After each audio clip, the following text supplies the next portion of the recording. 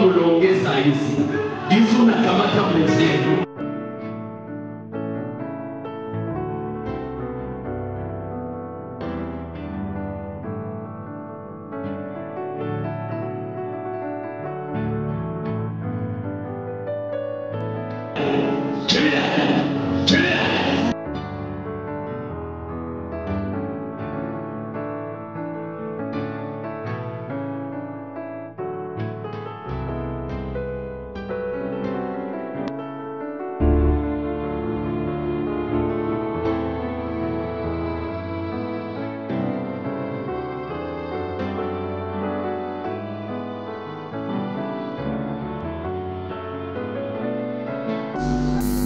Tumesoma ukomavu wa kiroho kwa muda mrefu.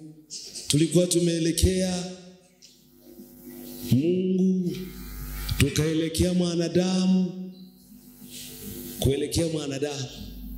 kuelekea Mungu sio jambo rahisi.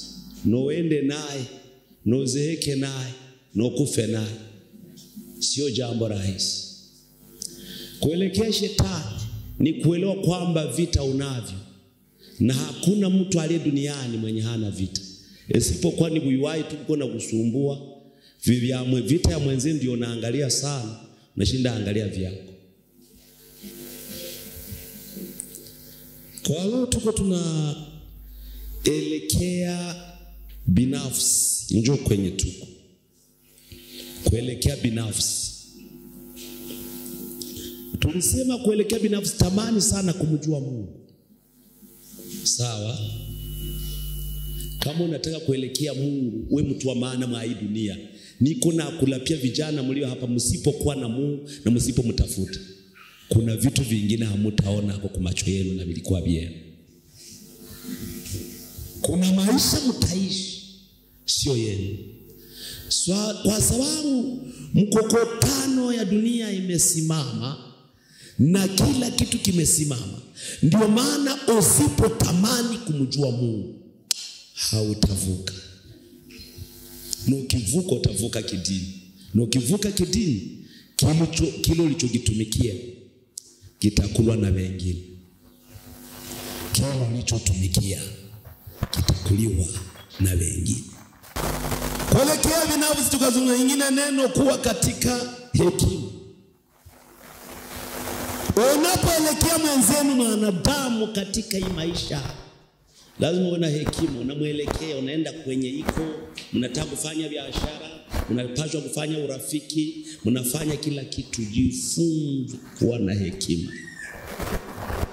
Tukazungumza ndaanzia pale. Hekima ni nini pastor?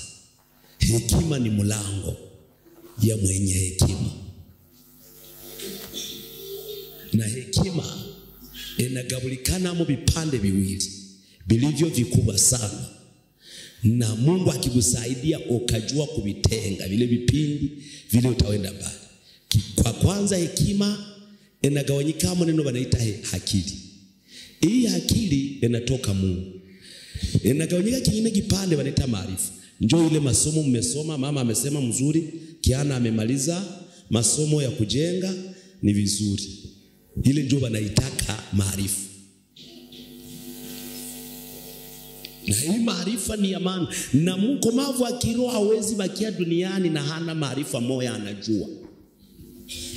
Nasema hivi, kama wewe ni mkomavu, uokoka, na wewe ni msafiri wa kwenda mbinguni, na unakaa duniani, usikae bila kujua maarifa moja kwa maisha.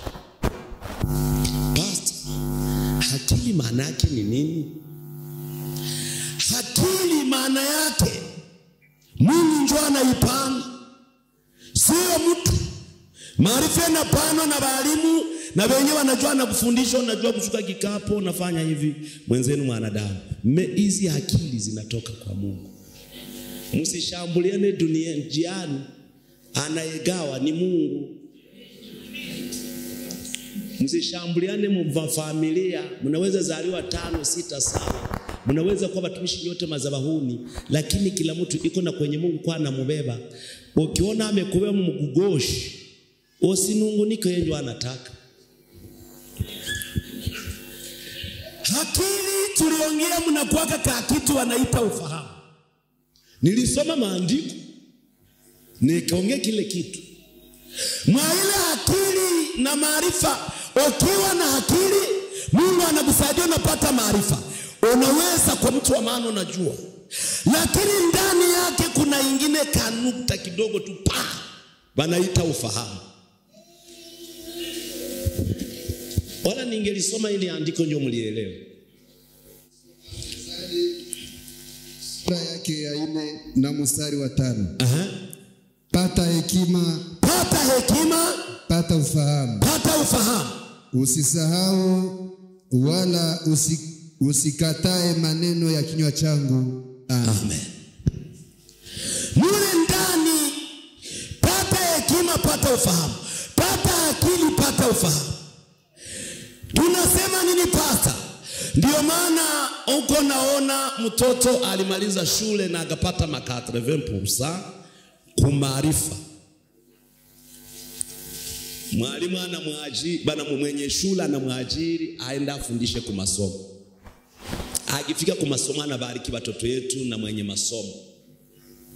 Halo.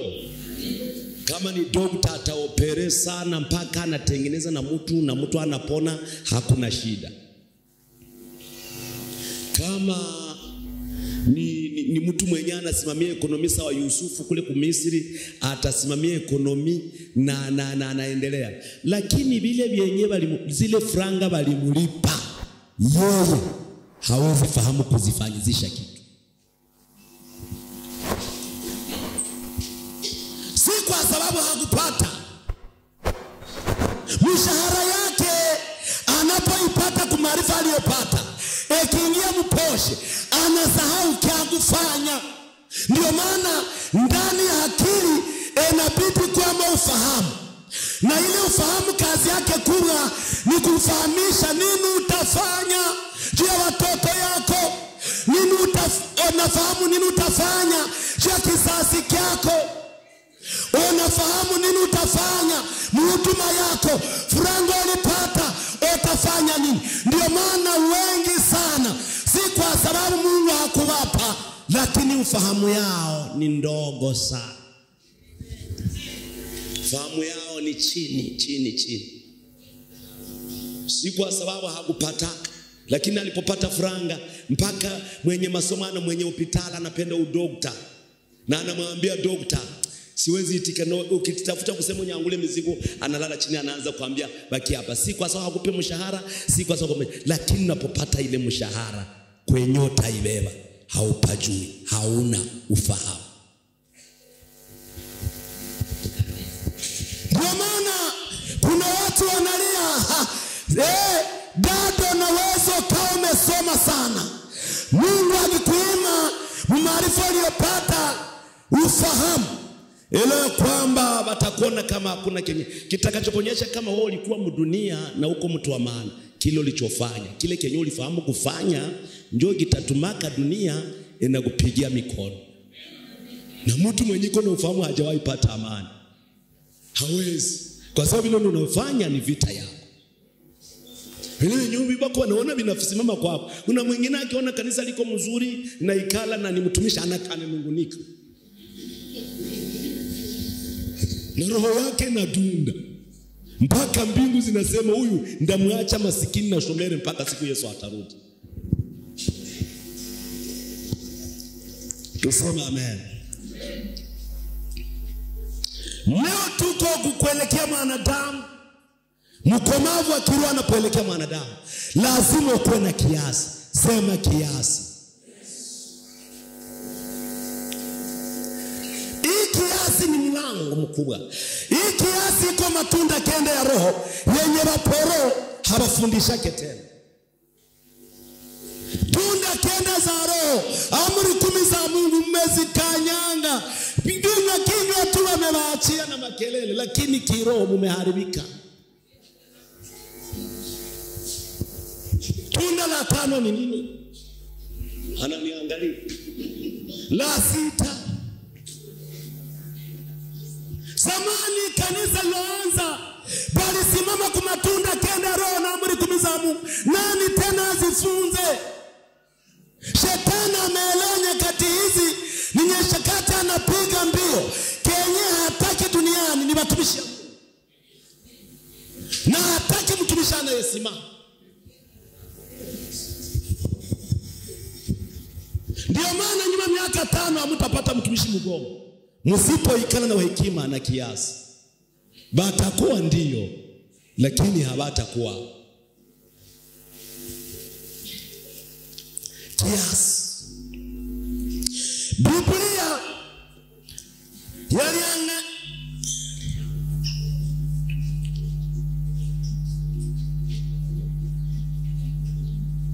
Biblia inatuangalisha mtu ambaye hana kiasi ni mji ambao kuta zake zimevunjika. Mtu mwenye hana kiasi, Biblia imetuambia huyo mtu mwenye hana kiasi katika maisha yake iko za mji yenye kuta zake zimevunjika. Hili tunda la roho, matunda kenda ya roho, ni tunda la maana sana. Lenye mnapaswa shikilia mpate. Dada una kiasi, baba una kiasi, mtumishi una kiasi. Kila kwenye unapita mpaka ongea na kila mtu yenye unataka, una kiasi. Uko unapenda kiasi, acha usijikamate wa ajabu, acha Mungu akufanye wa ajabu. Usijifanye mtu muhimu, acha Mungu akufanye mtu muhimu. Acha kuongelea wengine mabaya upate njia, hapana. Njia Mungu aliyokata hakuna atakayemfunga. Haleluya. Haleluya. Nguvu ya maisha ya ndoa, nguvu ya familia si kwa sababu mlisoma sana, si kwa sababu mnafuranga sana, lakini nguvu ya familia ni kiasi. Kama mtu hana kiasi, tunaweza kuongea hivi tena. Ni gari yenye haina motor, ina mapine, iko kanyaruchi. Kwenye taporomokea, ina matata yake. Maisha mingi za watu zimeporomoka si kwa sababu ingeliporomoka. Kitu wanachokikosa ni kiasi. Si kila mtu mwenye anahitaji kuachilie. Si kila mtu mwenye anahitaji kusema naye. Si kila mtu anaweza kuelezea maisha yake. Si kila mtu anaweza akawa rafiki yako. Mtu wa kiasi anachagua rafiki. Ndio maana nakuambia Kenya naachilia kwa maisha yako. Nasimama kama nabii. Natabiri kiasi kwa watoto yako. Natabiri neema kiasi mbele zako. Bakatele waitike kile kiasi ukiwa nacho tenda mbali. Sema amen. Kiasi. Biblia yako ana kiasi wala na kiasi. Chambua, angalie. Mtu yote mwenye ana kiasi anafanana na kuta za mji zilizobomolewa. Maana yake umba anapanda anaingia, nyuki inaingia, kila umba yoyote inapanda inaingia. Wanasaraulika sababu ulikosaka kiasi. Wakajipanda mwenyewe, wakajitobola tumbo. Na mpaka leo acha sasa upate ile kenye uko unavuna. Kuna mavuno ya mtu mwenye hana kiasi. Simusema amen. Kanisa sio msaa. Kuokoka sio msaa. Kuitwa mtumishi na kuombewa sio msaa.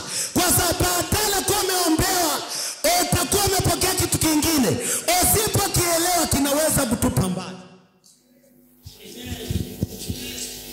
Sini mafuta. Si mafuta yanaloweshaka. Uliza na nyoko navuta nani? Patex. Mpaka watalewa na wanainua kisu. Simusema amen. Mlango mkuu itakayopeleka watoto yako. Nimeona umesomesha. Tena naona unaweka kwa masomo mazuri. Eske wana kiasi ya kutokulewa? Eske wana kiasi ya kujua kuongea? Eske wabusika wana kiasi ya kuelewa nyakati na majira? Mbona unashambulia watu wamekulogea? Hakuna aliyekulogea. Kiasi hauna. Na kizazi kyako hakina kiasi. Kiasi ni mlango wa kupeleka mtu mbali. Na mtu mwingine hapa kiasi, ukiona franga uwe na kiasi. Hata mgitanda kyako uwe na kiasi. Mgitanda unaolala na mke wako uwe na kiasi. Hata usipokuwa na kiasi kuna matata. Ukipata franga uwe na kiasi. Ukipata huduma uwe na kiasi. Ukiwa mwimbaji uwe na kiasi. Usipokuwa na kiasi utakuwa kama kuta za mji zilizovunjika. Kila umbo yote na umbo kilema atarukia mlupango twa. Unashangaa utamuona mkilipango umbo agapita wapi wa kilema. Umbo kilema anavuka mpaka anaikuingilia. Haleluya. Haleluya mama. Watu wengi wako wanalia wokovu. Wanalia kwenda mbinguni. Mbinguni sio ya kila mtu. Mbinguni ni ya watu waliokomaa kiroho, bakajua vyenye wako ndani. Fira amezio kijua kenye uko ndani. Mpepeo na zaruba esigutishe. Simama imara, mwambie Bwana nimesimama, sitatingizika, sitalalamika, lakini Yesu lalamika mahali pangu. Ndio maana Yesu akilalamika kwa upande wako, watu wako wote wananyamaza kimya. Nasema Yesu alalamika juu ya tatizo ulionayo, watu watanyamaza kimya, balozi watanyamaza kimya, pacha watanyamaza kimya. Ambia walitangaza mabaya kwako, Yesu anakuja kutangaza mema. Yesu anakuja kutangazia mema dada. Piga makofi nisikie niko kanisa. Yale mabaya walitangaza, Yesu atawarudisha watangaze na mema kwako. So sema amen. Banao kutakia kuanguka wataanguka na kizazi kyao.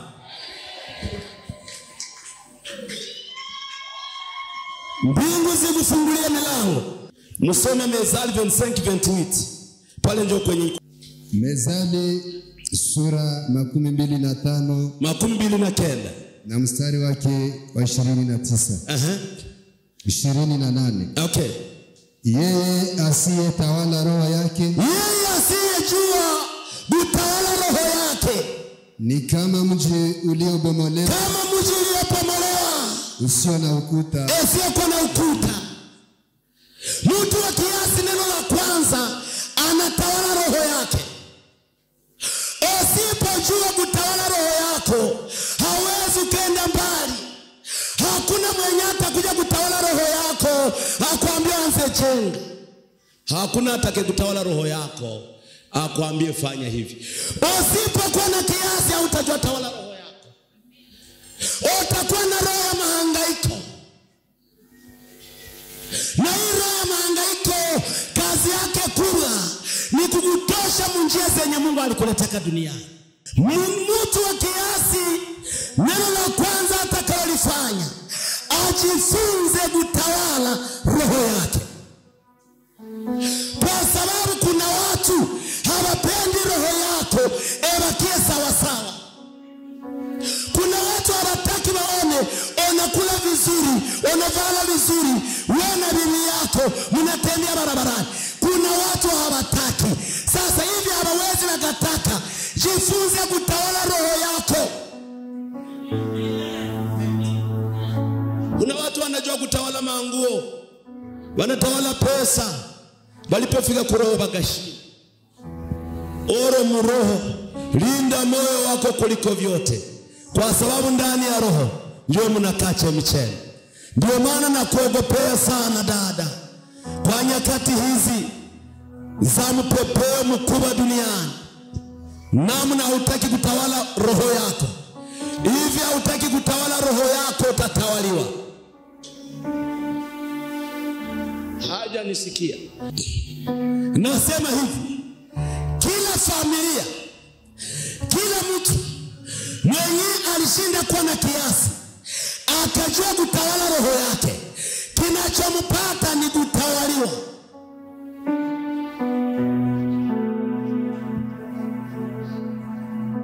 Kwa sababu roho yako ikitawaliwa, itahangaika na muda wako wa kuishi duniani ni chache.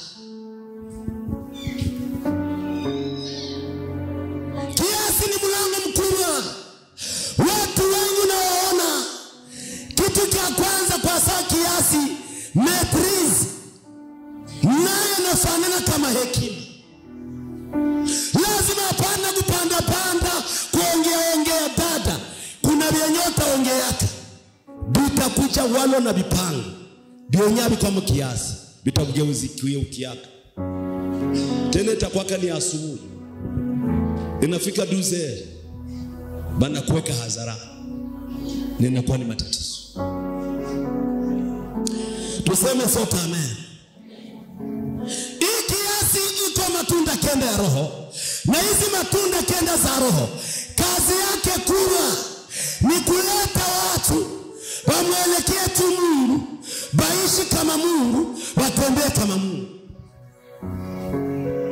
Nauliza umili wa habari njema, mkingali mnafundisha amri 10, mngali mnafundisha matunda kenda ya roho, mnajua kama nyakati hizi kumesimama mpepeo ya kupeperusha kila mbegu ya kimungu?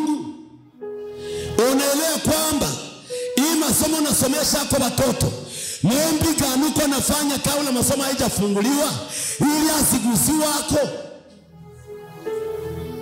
ili usije ukasomesha mtu mwenye atakuwa president wa manda, wala awe mtawala wa vilabu.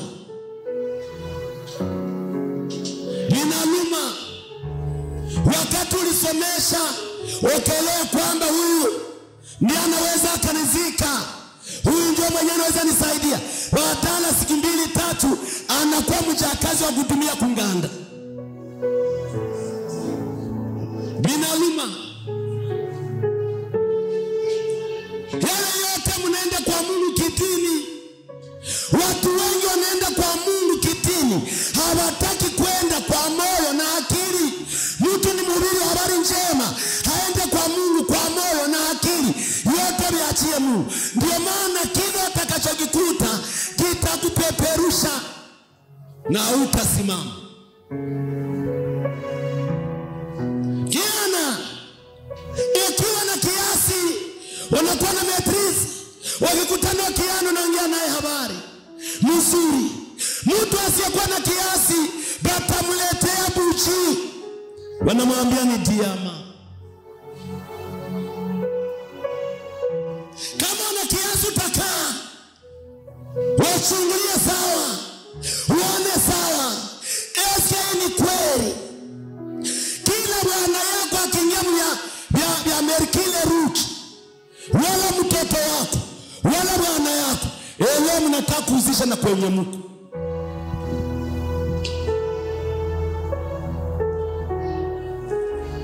Kuna wazee hata kama alikuwa na wokovu wanamtosha, wanamwambia sasa naona wewe ndio uko unatuchelewesha mkanisa, utokupata baraka za ule Mungu wenu, sisi tunatumika na wako.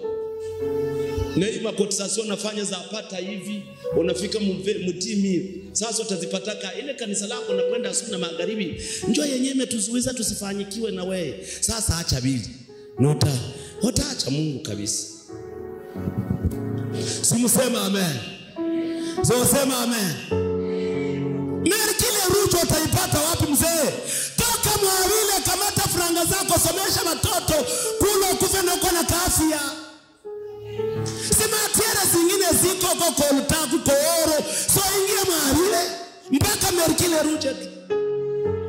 Mpaka saizi hujapata kiasi mzee. Mbona unatauzisha familia? Naongea na mtu mmoja mwenye kwa mwawile vitu. Mungu anakutaka leo, na anataka urudie. Najua umepoteza masenki mingi, matimi.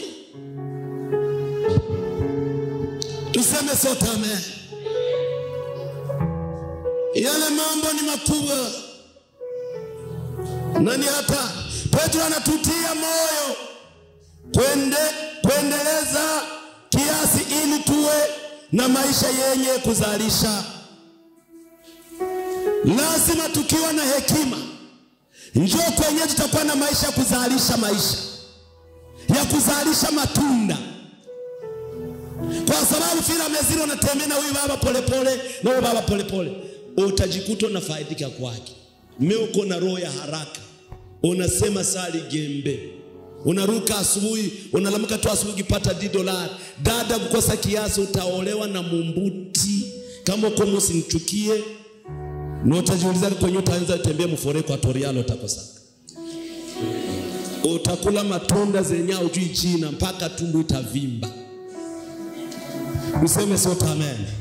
Hawezi ukapata kiana, unaanza kumwambia anakosa kiasi, nipe twende mrestaurant, twende uniuzie maziwa, neno niuzie maziwa. Uniuzie maziwa na chapati kama kingelikuu. Balisha muzia kopa ya maziwa na anasema na chapati kama ingelikuu. Anasema na hata ungeniwe na afya. Sota diare. Badala kiana anasema ya hii jamaa moja ya njala kama na hii mimi siingie. Wengi wamekatalia si kwa sababu walikuwa mabaya, lakini walikosa kiasi. Natangaza leo, Bwana ashusha kiasi, Bwana ashusha kiasi. Haleluya. Data mkiwa na $100 mwana kiasi, mundoa yako akipata desa kichwa kinaruka mpaka atapita desa haba imebake kule mkine marshi na njoo alfa na umeme. Ile ni ya kunyenya rushongo. Kuna wakati mwenyeko na maarifa wala na hekima wala kiasi, akipata franga anajifunza soko gani lenye linahitajika kwake. Si kila soko ni lako. Haujafika kusoko lenye unawazo isoko la tajiri. Haiko njoo soko la maskini mwenye iko katikati. Tafuta kujua soko ya kuhemelea ndani. Jifunze nyakati hizi ndavala hivi, na nyakati hizi sio kuvala hivi. Usijo kaingia kuingia haiko taya. Utakunja saa mpanga. Nuhu bila habari njema, jua wakati yako. Ukianza jitia kwa wakati sio kwa yako, utatupa kama lijani. So sema amen. Pata desa. Angalia wakingali mvua marie. Desa hii mpaka unakamata mkololo ya watu.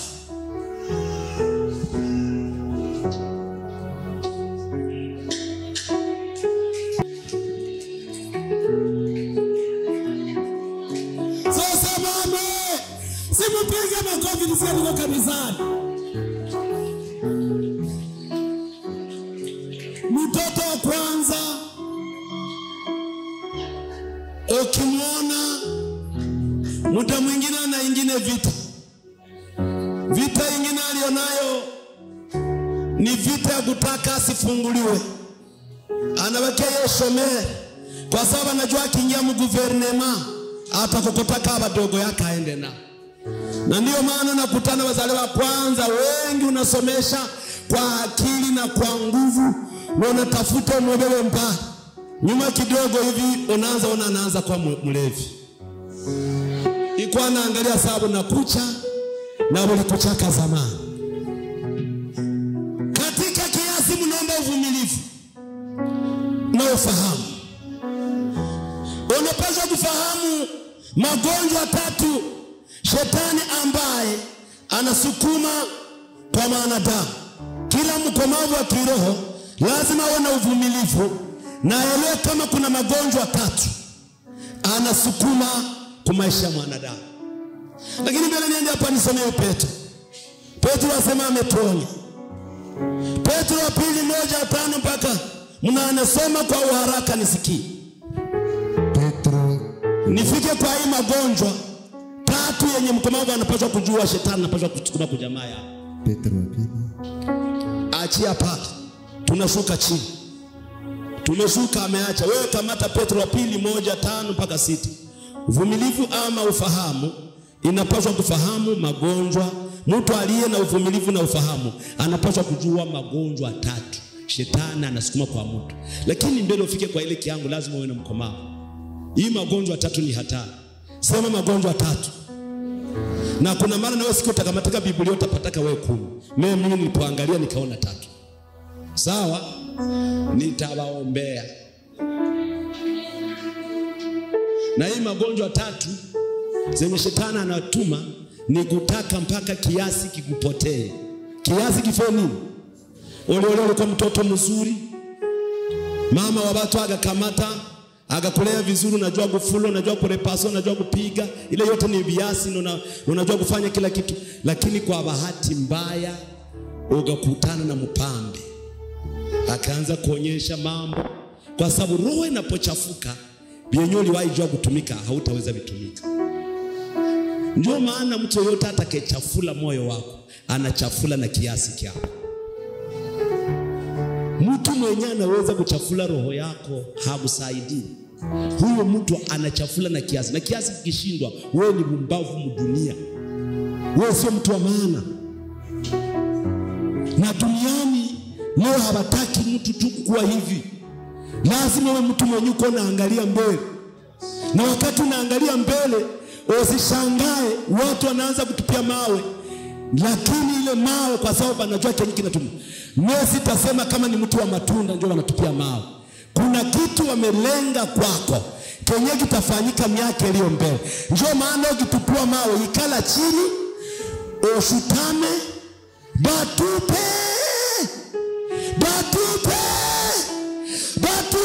mpaka mikono na balumo na inuka. Wanasema angalia anaishi haki ya Mungu.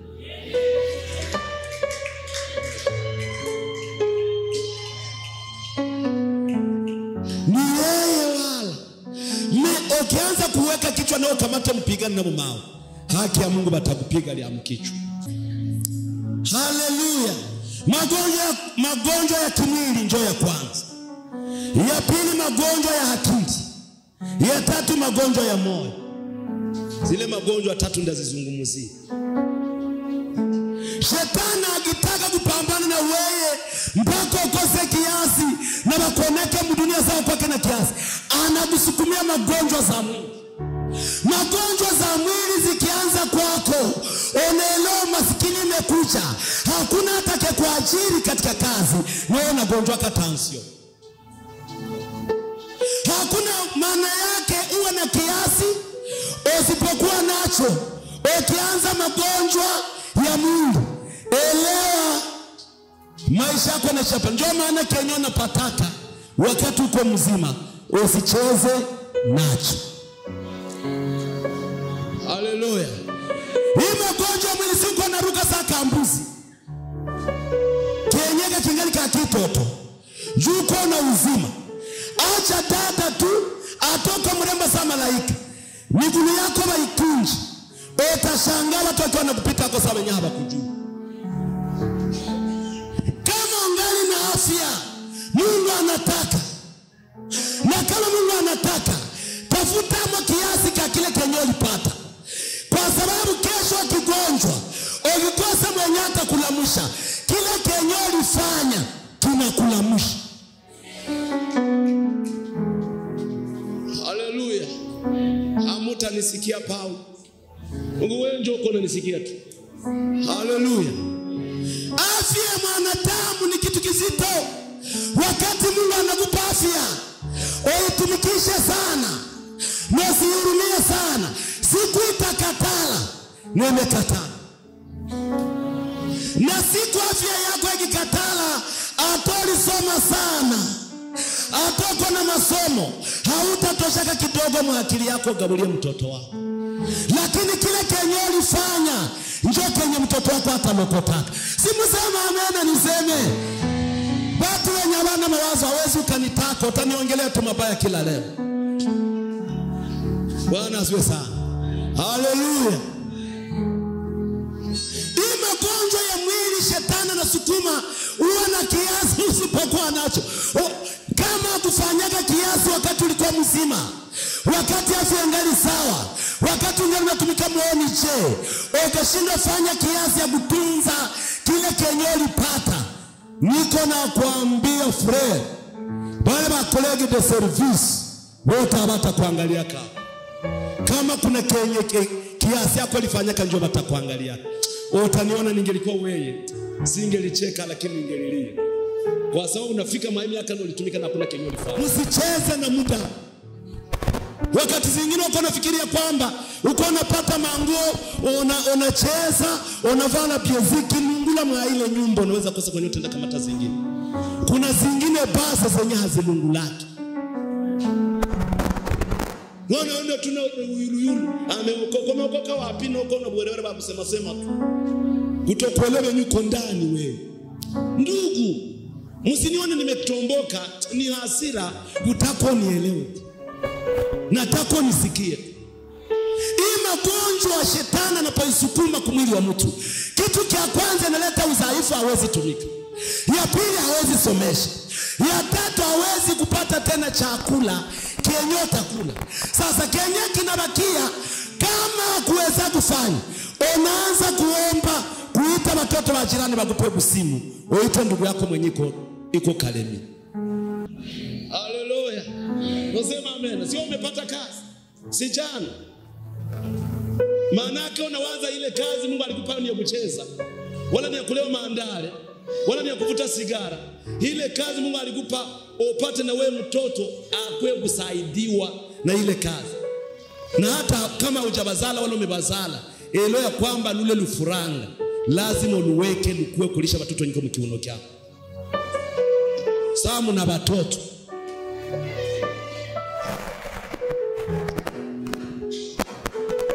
Tunasoma Luka. Zile magonjwa hazo ndazisema kwa katalo itike. Luka 13:10 mpaka 16. Soma mbio mbio. Magonjwa.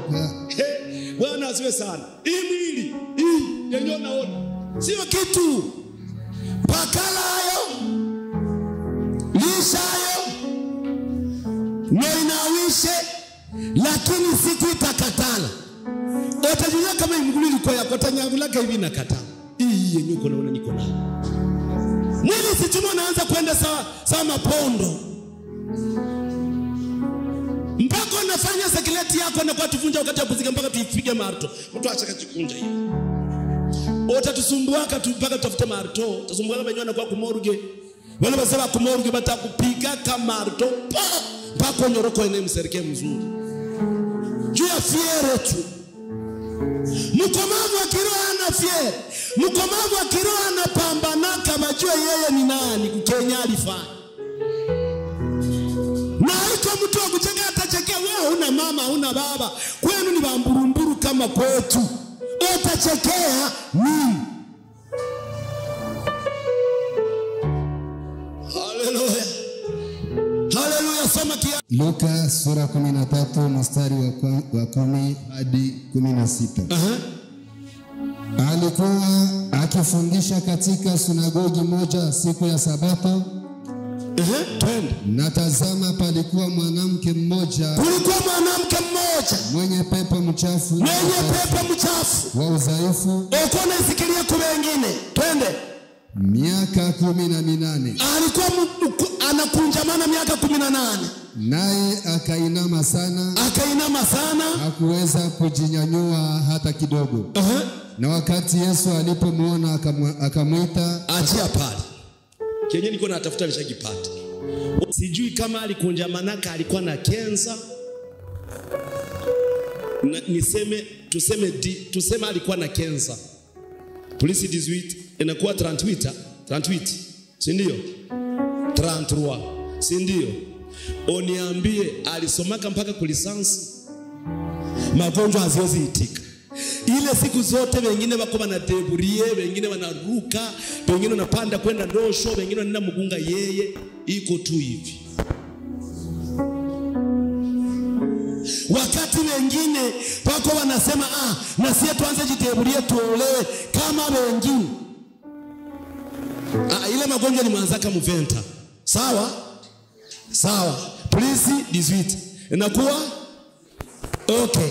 Sasa oniambie, mwenzenu hakuzala, mwenzenu hakutumika, lakini Yesu tu. Yesu ni kama alichelewa kae kumkutana sichu. Ona ile miaka yote alipoteza bure. Nilipotelea magonjwa. Ndio maana shetani akitaka kupiga mkomavu, anampiga magonjwa yusifanye kazi. Rabashakarabasaka. Kuna tatizo alionayo, shetani anajua sababu. Sasa hii sababu ya kumkunja huyu dada aishi maisha mabaya, huyu dada asiendelee. Hii miaka 18 alikuwa amemaliza, alikuwa mshete.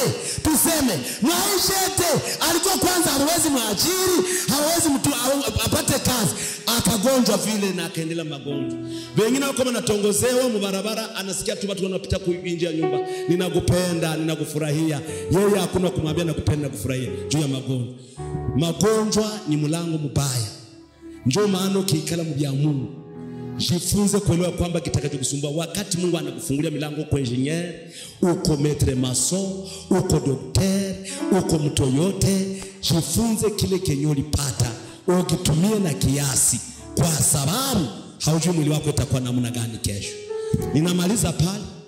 Hivi ninakupatia neno la muhimu sana. Dada, Mungu anakupa kazi, komeza na kuitika. Kazi na kuitika. Habachezake lazima ufanye kitu, wakati zingine hujui itakuwa kaje. Hakuna mbele ukimaliza kufanya mtihani ya kazi, unafanya interview, banakuambia uende kwa munganga, wapime kwanza akili, wapime kama mwili uko vizuri. Bakukutana mwili uko vibaya, banakuacha. Na umeweza vyote. Sema amen. Dada, nakuuliza, kiasi ulionacho kulufrango na ulipata kwa hii nyakati uko mzima, unalitumia je? Mimi ni baba yenu wa imani, na wauliza mnalitumia je? Yesu unajua kama kesho wala kesho yake hii mwili ni hatari. Yesu anajua kama hii mwili inaweza ikakukosesha ufalme na uliokoka, wakati ya kuweza kufanya kiasi kwa kile kenye ulipata. Yesu anajua kama hii mwili wako unatumia kwa bibi yako, saa mwenda wazimu. Yesu anajua kama siku robine naweza kwama. Yesu anaelewa kama atatafutaka mwingine anakuacha.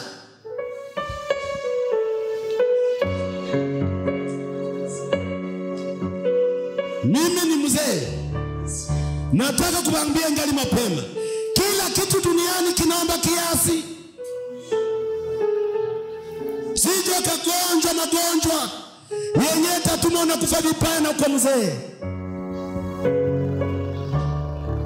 Pole uende mbele. Magonjwa ya akili, atafadhali ya mwili tena, atafadhali magonjwa ya mwili kuliko ya akili. So sema amen. Hallelujah. Mkomavu wa kiroho sema amen. Wengi Mungu hakuwaima na wengi Mungu hakuwakataa, lakini wengi ni wagonjwa wa akili. Sio wewe, hapana, ni wengine. Usinilaumu. Wengi sana mnaona duniani, mnaona wagonjwa wanalala kubisima miaka 38. Mnaona wengine wagonjwa walilala miaka 14. Wengine walikuwa vipofu, lakini kuna wengine wagonjwa ni wazito, ni wagonjwa wa akili. Sio wewe, sio wewe. Nasema sio wewe, lakini nasema mgonjwa wa akili. Usije ukanilaumu. So sema amen.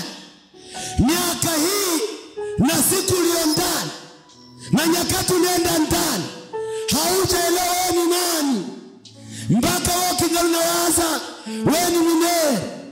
Ndugu, mwende magonjwa ya akili ni mengi sana kuliko magonjwa za mwili wa watu. So sema amen. Biblia inasema akili za mtu na njoo wazimu yake. Usipochora mawazo, usipochora akili zako, utasema kesho kuna mwenye alikuloga. Hakuna mlozi. Utabakia kulalamika, utabakia kwanza walikutukana.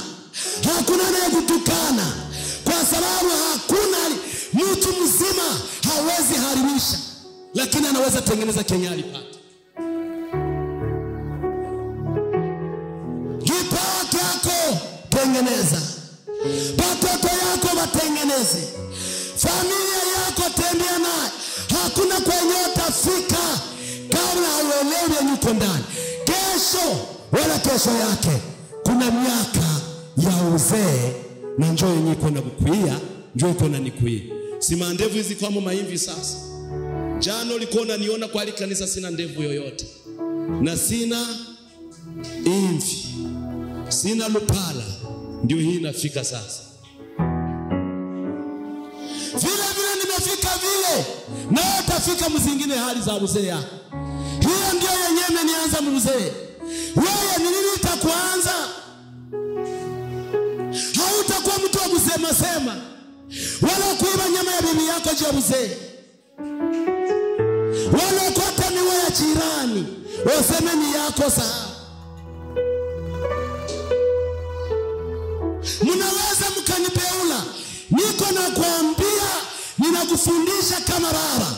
Na usipoelewa kenye niko nasema, utaniambia kama Paulo alisema. Na kila mtu yote ninajua hii mafundisho si kufundisha kwa sababu ninajipendekeza, na mimi iko inanifundisha, na mimi iko inanisaidia. Simsema amen. Usiulize kwa nini anafundisha, kwa sababu mimi niko najifundisha. Sema amen. Hii magonjwa ni nzito sana. Unakutana na mgonjwa wa akili, unaweza kutana mgonjwa mwenda masimu.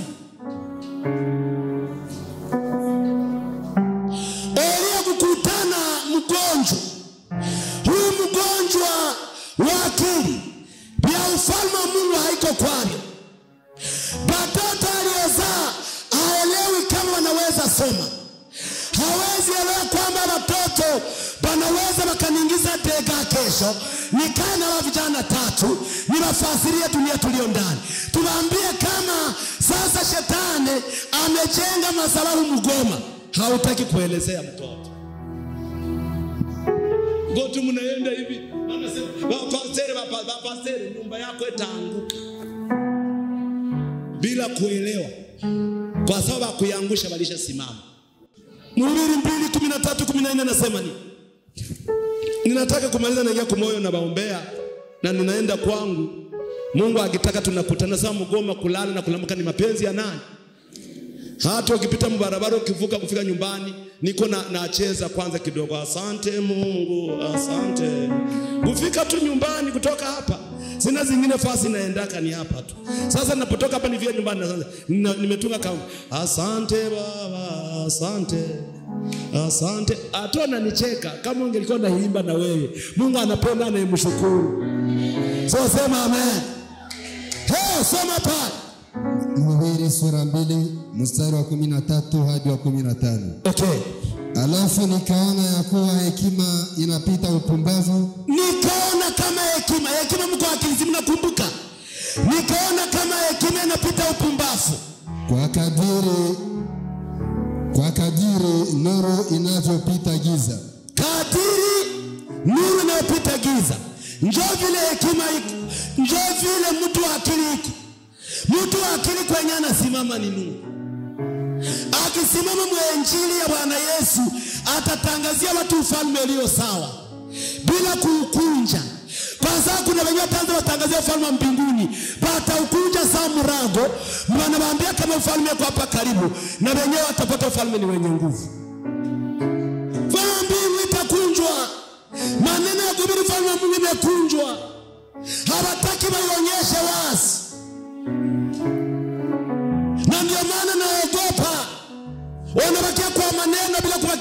neno. Unabakia bila Roho Mtakatifu, unabakia kwa moyo. Niko na kuambia simama imara. Unajua ya kwamba akili ni kitu cha maana, inaangaza. Na kila kwenye kuna ikala ile akili. Batona wewe tangaza kwa na viatu vyako, nione kama wenzenu wa mama atakuwa nakuuliza unaviuzia kwa wapi? Unaangaza. Unaangaza. Niko na kuambia Mungu akusaidie uelewe kwamba hii magonjwa ya akili kazi yake kuna inagusa mtu kutokujua kufanya kitu duniani. Ukiwa wewe ni mgonjwa, utabakia vitu vyenye havina faida. Vyenye haviwezi leta mwangaza. Unabakia vitu vyenye haviwezi kusaidia kizazi chako kesho. Unabakia vitu vyenye haviwezi kusaidia mwenyewe. Utaongelea maneno kutangia asubuhi. Ukitaka unaona hili, unaona na televizio, unaikala. Kwa sababu hauelewi yenye uko ndani. Mtu mwenye kwa mgonjwa wa akili hajua kama yenye uko ndani. Anachezaka na muda. Anachezaka na muda. Msafiri wa kwenda mbinguni hasa ili kucheza na muda. Usicheze na kile kenye Mungu alikupa. Usicheze na masomo yako. Usicheze na watoto Mungu alikupa. Mule ndani mnaweza kutokea faida. Na faida inakuwa ni baraka ya kesho. So sema tena amen. So sema tena amen. Inaingia kumoyo. Ikala niingie kumoyo. Magonjwa ya moyo. Moyo ni mdanganyifu. Soma Yeremia 17:9.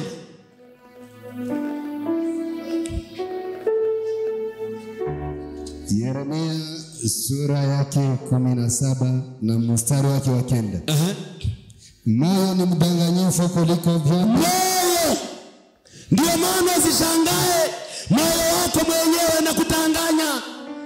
Inakwambia bibi yako ni mbaya. Inakwambia zifuranga utapata zingine kesho. Tiulazo. Tupazo. Moyo ni mdanganyifu sana. Na moyo mwanadamu ni hatari. Moyo nakwambia usichenge. Utachenga mwaka kesho. Ukishangaa maadui akija akibeba hiyo pesa. So sema amen. Moyo ni mdanganyifu kuliko vyote. Una ugonjwa wa hatari. Mko ugonjwa wa hatari. Nani anayeweza kujua? Nani anaweza akajua ile magonjwa za moyo? Amen. Ndani ya moyo mna magonjwa. Mungu akikutanisha na mtu mwenye hajagonjwa moyo, magonjwa mbaya, atakusaidia, atakuongoza, atakuwa msafari. Ndio maana wengi leo hawaelewi safari. Mioyo ni midanganyifu. Uniambie mtu mwenye kona akili timamu. Moyo namwambia wewe ni tajiri. Uko na magari, uko na nyumba, uko na nafasi ya kunawa nyumba yako. Unakamata gari mpaka kupisini. Na unasema anza kukamata picha. Mpaka utapiga kilomita hautarudi.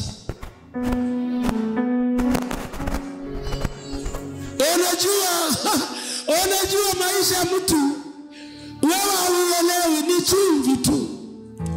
Hawachezake na afya. Sasa wewe mzee mwenye una gari na mambo, una vifasi ya kunawa nyumbani mwako, hata njora. Mtu aliye na pesa anatosha silipe na watoto wake Sara. Watoto wako Sara, moyo ni mdanganyifu. Unabaki na sengele na kakilote kabuchikopa. Muzika wako wa kwanza, muzika wako wa pili, muzika wako wa tatu, yana wako wote, nyote mnaanza kilomita mule mule. Chwa. Kwa kweli moyo ni mdanganyifu. Haleluya. Simsema amen. Eske kuna udanganyifu kushinda pale? Atoko na lare. So sema amen. Kama uko na pisini unaingiza kafrango usinipige mawe. Lakini lazima tuheshimishe dunia tulio ndani Bwana. Sema amen. Mtumishi wa Mungu, unatosha kilote. Na migulu wa nyabu nako hauna amani. Nakwambia Mungu ni mzazi. Anatufundisha kaka kufanya aficha aibu. Kuna mwenye tukimtosha nguo hapa tutakimbia. So sema amen. Mungu si wa mzuri. Haleluya. Mungu anatupa kuna mwingine. Ukitosha ukiona miguu yake, unajiuliza simba alipona? Ni chui? Ni nani? Lakini unapoweka vikwembe, Waislamu wanavaa vizuri, yeye anaficha na pua. Ukiwa Muislamu unaweza ukajua kama unaweza nukota vibaya. Unaweza ukampenda yeye hata sehemu moja haionekani. Hata magaku mikono, miguu haionekane, uso haionekane. Utaona haka tu. Kakinywa tu. Muda mwingine unaweza kama uko haraka kwa sababu mkomavu wa kiroho sio haraka. Unaweza ukawa haraka ukashangaa. Kumbe mule chini una zingine mahatari. So sema amen. Ndio maana haustahili kuenda kumgulia kuhani. Hawezi ingia mwesema na kuhani. Ukienda kuwezea kuhani na matata. Wakikula na sahani mwana kuhani ni matata.